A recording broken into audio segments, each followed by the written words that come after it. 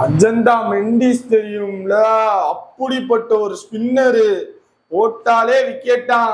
Spin ட்ராக்ல அவனை அடிச்சுக்கிறதுக்கு ஆளே இல்லையா. யாரா இருக்கும் இப்படி போயிருந்த அஜந்தா மெண்டிஸ் வந்துட்டாலே இன்னும் அவன்கிட்ட எழுதி கொடுத்துடணுமா? என்ன இதுல சரிப்பட்டு வராது. கோச் கேட்கணும். கோச் அப்பா பிராக்டிஸா? ஆமா ஆமா சொல்லுப்பா. அஜந்தா மெண்டிஸ் யாரு? அஜந்தா மெண்டிஸ் தெரியாதா? அஜந்தா மெண்டிஸ் தெரியாதா? என்ன தெரியாது, எல்லாரும் சொல்றாங்க, நீங்களும் சொல்றீங்க. அதே இல்லப்பா, அவன் போட்டாலே விக்கெட் விழுதான். பேட்ஸ்மேன்லாம் அவனை பார்த்துட்டாலே வின்னிங் டிக்ளேர் கொடுத்துட்டு போயிடுறாங்க. அப்ப அவரை யாராச்சும் அடிச்சிருப்பாங்கல்ல? அவனெல்லாம் இது வரைக்கும் அடிச்சதா சரித்திரமே கிடையாது. என்னப்பா அப்புறம் யாரு ஜெயிச்சிருப்பா? அவரை ஒரே ஒரு தெரியும், யார்? சேவாக். எல்லாருமே தோத்துட்டாங்க, அவர் மட்டும் எப்படி ஜெயிச்சாரு? அவன் தான் ஸ்பின்னரை மனுஷனாவே மதிக்க மாட்டாரு. சரி, அப்போ அவர் பார்த்த வீடியோ எல்லாம் கொடுங்க. அவர் வீடியோ எல்லாம் பார்க்கல.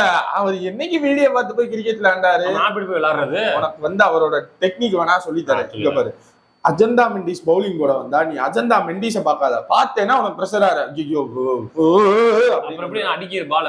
நீ என்ன பண்ணு, அவரோட ரிஸ்ட பாரு. சரி, ரிஸ்ட பார்த்தேன்னா உனக்கே தெரிஞ்சிடும் இப்படிதான் பால் போடுவாரு அப்படின்ட்டு. நீ கணிச்சிடலாம். நல்ல ட்ரிக்கா இருக்கே. இன்னொன்னு, அப்படி கணிச்சுட்டேன்னு வச்சுக்க, அஜந்தா மெண்டிஸ் கொலாப்ஸ் ஆயிடுவான். ஓ, இவன் போட்டாலே அடிக்கிறேன், நம்ம வேற ஏதாச்சும் புதுசா ட்ரை பண்ணணும். லூஸ் பால் வந்துரும். சேவாக் இப்படித்தான் விளையாண்டாரு. சேவாகா ஆஃப் ஸ்பின்னர்ல ஒரு பவுலரே கிடையாது, மதிக்கவே மாட்டாரு.